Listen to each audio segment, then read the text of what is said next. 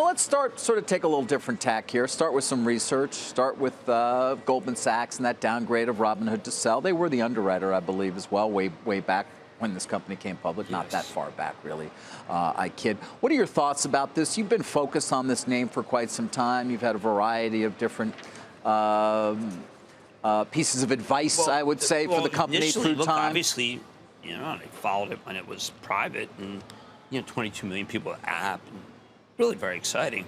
David, this piece is devastating because it basically says, no, they're nowhere near making their numbers. There's no real valuation that they can prop up on. Unlikely to reach profitability in 2023. That's not this year. That's next year. So you're talking about maybe a 2024 story. It seems like that people they kind of found the market. They enjoyed it for a while, and now they're. Well, when you have adjusted EBITDA margins of 2%, that was last year, and you do guide to as much as 15 to 20% growth in adjusted expenses, it's not easy. No. And, the company's going quiet.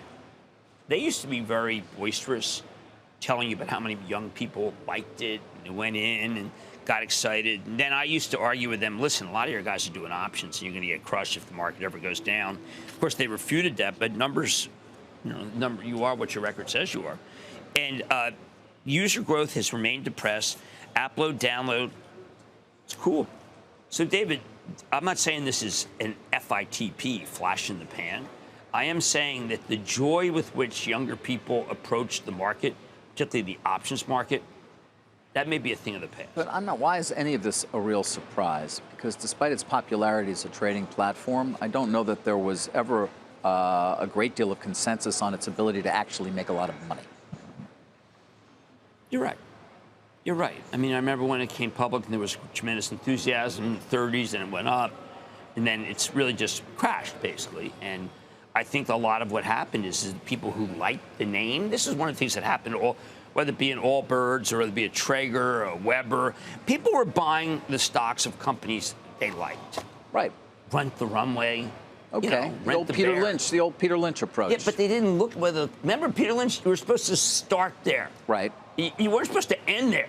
Like the wife likes the Hanes with the eggs, so then he pulls the file. Then do your work. But they never pulled the file. Right. As a matter of fact, they don't even know what that means. Now, I don't want to. A lot of these guys were just options traders, and when the market was good. Like I remember when Dave Portnoy, when he was like picking names out, and they were all working.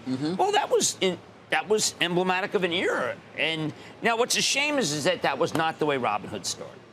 Robinhood started with people saying, you know what, I'm very interested in seeing, maybe GE here at 6. They like the single-digit stocks, but they kind of lost their way. They don't really offer you. Do you get the snacks, their little memos? I don't, but I do wonder whether they're very good. They're like a high school production, which is excellent, because I used to go a lot. I was in my high school production. I was in Guys and Dolls. It's kind of that level. Hey, you were dressed for it the other day, but not today. Okay, but I was also I did not get into Brigadoon. I was cut. But their high school production thing that they put out is very enjoyable. It's called the Snacks or something, and it's usually about 2 days old. Right. It's very good. It's very good. But it's like the long term, Robin Hood himself. Remember, we move on, in tights. The long term. It's Robin Hood in tights. Oh yeah, Mel Brooks.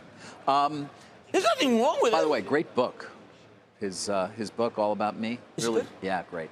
Really good read. How's Carl Reiner looking at the book? How's it? Yeah, of course. I love Carl Reiner. No, I'm not joking around. I mean, this what about like, the franchise value overall? That even despite the inability to get to profitability and/or at least at the point where investors thought that they are still amassing a base of clients who are going to be of value. Well, they're not at some amassing point. a base of clients anymore. They're not. No, it's not going up. Well, that would As a matter of fact, the daily average numbers versus Schwab. There's a very good example, Exhibit 19 of the people versus Robinhood. Yes. Does talk about how the decrease versus Schwab. In Exhibit 20, 35% of Robinhood's customers had subprime credit. Now it's probably worse. Subprime credit, and they're in credit, and they're in options, and they're borrowing. Right. Now, to Robinhood's credit, that's he's got nothing.